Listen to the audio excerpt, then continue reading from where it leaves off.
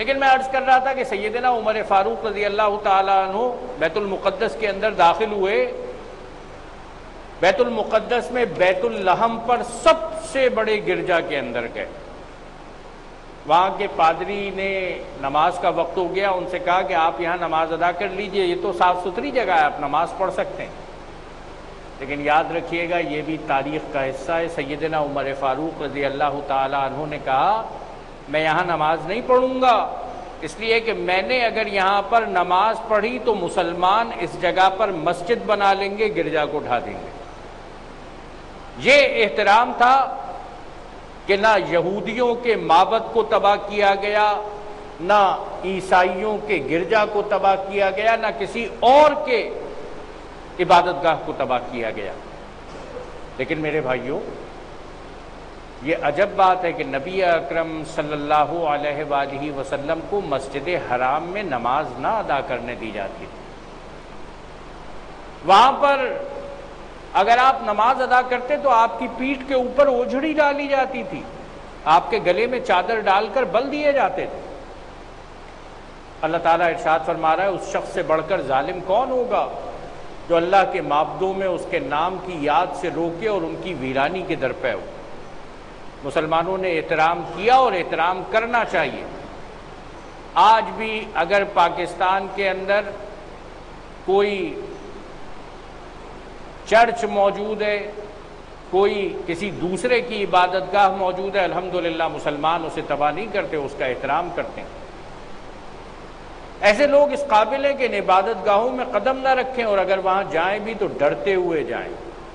عبادت گاہ کسی کی بھی ہو، احترام کے ساتھ جاؤ. ان کے لیے تو دنیا میں رسوائی ہے اور آخرت میں عذاب عظیم. مشرق اور مغرب سب اللہ کے لیے، جس طرف بھی تم رخ کرو گے اسی طرف اللہ کا رخ ہے. اللہ بڑی وسعت والا اور سب کچھ جاننے والا. ان کا قول ہے کہ اللہ نے کسی کو بیٹا بنایا ہے.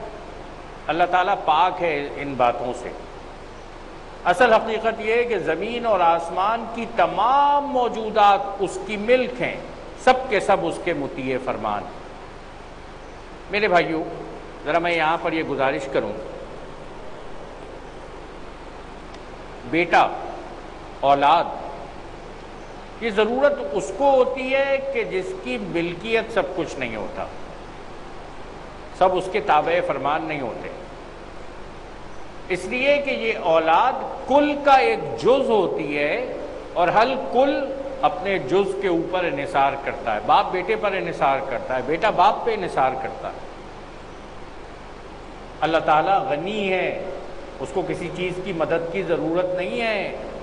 بیٹا تو وہ بناتا ہے یا بیٹے کی خواہش اس کی ہوتی ہے کہ جہاں پر آدمی کو کسی مدد کی ضرورت ہوتی ہے. اللہ تعالیٰ کو کسی کی کیا مدد کی ضرورت ہے؟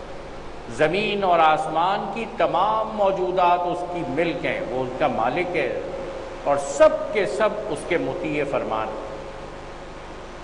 وہ آسمانوں اور زمین کا موجد ہے، نیا بنانے والا.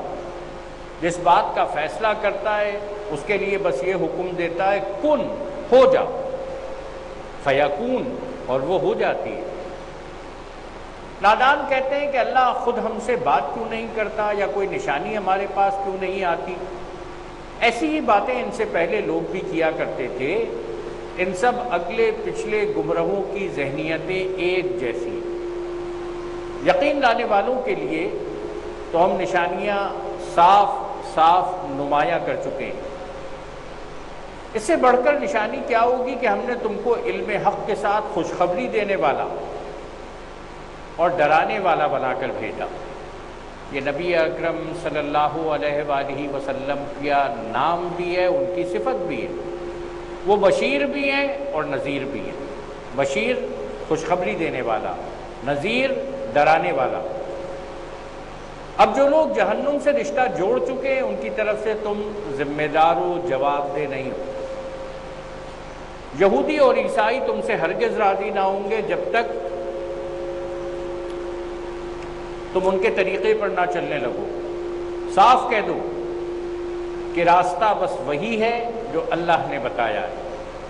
ورنہ اگر اس علم کے بعد جو تمہارے پاس آ چکا ہے تم نے ان کی خواہشات کی پیروی کی تو اللہ کی پکڑ سے بچانے والا کوئی دوست اور مددگار تمہارے لیے نہیں ہے۔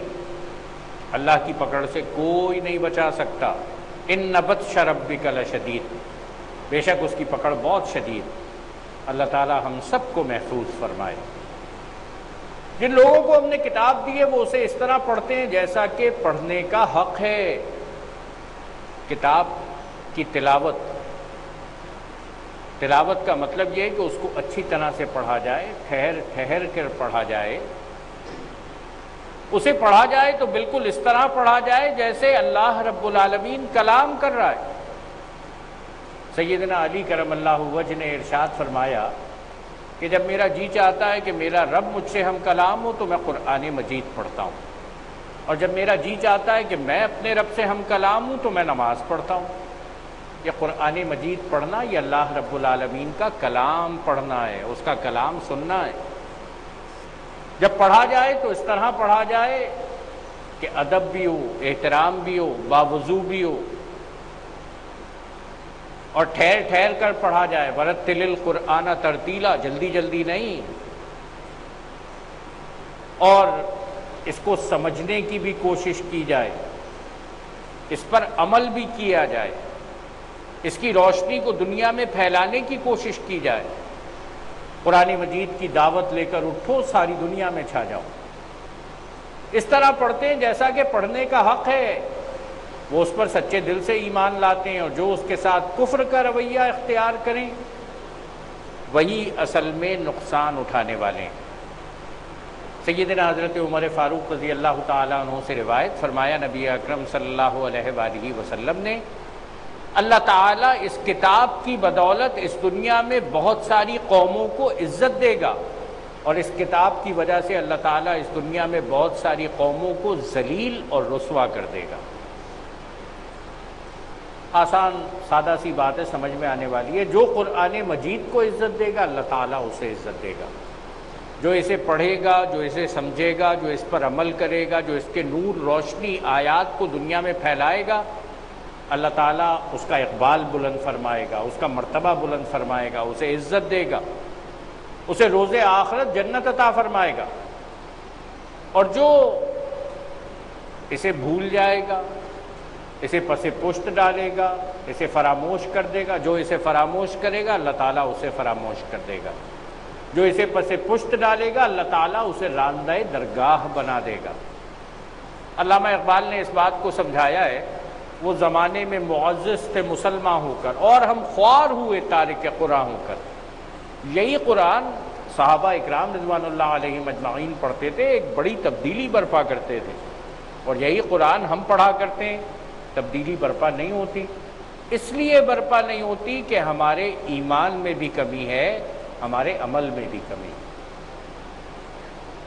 اے بنی اسرائیل، یاد کرو میری وہ نعمت جس سے میں نے تمہیں نوازا تھا، اور یہ کہ میں نے تمہیں دنیا کی تمام قوموں پر فضیلت دی تھی، اور ڈرو اس دن سے جب کوئی کسی کے ذرا کام نہ آئے گا، نہ کسی سے فدیہ قبول کیا جائے گا، نہ کوئی سفارشی آدمی کو فائدہ دے گی، اور نہ مجرموں کو کہیں سے کوئی مدد پہنچ سکے گی۔ یاد کرو جب ابراہیم کو اس کے رب نے چند باتوں میں آزمایا اور وہ ان سب میں پورا اترا۔ سیدنا ابراہیم علیہ السلام ابو الانبیاء، اور سیدنا ابراہیم علیہ السلام وہ شخصیت ہیں، خلیل اللہ، اللہ کے دوست، وہ عظیم الشان ہستی، وہ عظیم الشان شخصیت کہ روئے زمین پر بسنے والے تمام کتابی امتیں ان کا احترام کرتی ہیں۔ سیدنا ابراہیم علیہ السلام کے صاحبزادے سیدنا اسحاق علیہ السلام اور سیدنا یعقوب علیہ السلام ان کے صاحبزادے، یعنی سیدنا ابراہیم علیہ السلام کے پوتے، اور سیدنا یعقوب علیہ السلام کا لقب اسرائیل تھا، بنی اسرائیل ان کی اولاد ہے۔ انہی کی اولاد میں سیدنا عیسیٰ علیہ السلام بھی تشریف لائے، اور ان کے صاحبزادے ذبیح اللہ سیدنا اسماعیل علیہ السلام، ان کی اولاد میں احمد مجتبیٰ محمد مصطفیٰ صلی اللہ علیہ وآلہ وسلم تشریف لائے۔ سیدنا ابراہیم علیہ السلام کو اللہ تعالیٰ نے بہت بار آزمایا، بہت اس کا تذکرہ موجود، اور وہ ہر آزمائش میں پورے اترے۔ جب ہر آزمائش میں پورے اترے تو انہوں نے پروردگار سے کہا، تو ان سے پروردگار نے کہا میں تجھے سب لوگوں کا پیشوا بنانے والا ہوں، امام بنانے والا ہوں۔ ابراہیم نے عرض کیا اور کیا میری اولاد سے بھی یہی وعدہ ہے؟ اس نے جواب دیا میرا وعدہ ظالموں سے متعلق نہیں ہے۔ یاد رکھیے گا کہ جو پیر زیادہ پیر ہو جاتا ہے اور کہتے ہیں کہ جی پیر کا بیٹا ہے، تو کیا اللہ رب العالمین سیدنا ابراہیم علیہ السلام سے کہہ رہا ہے، کسی چھوٹے موٹے آدمی سے نہیں کہہ رہا۔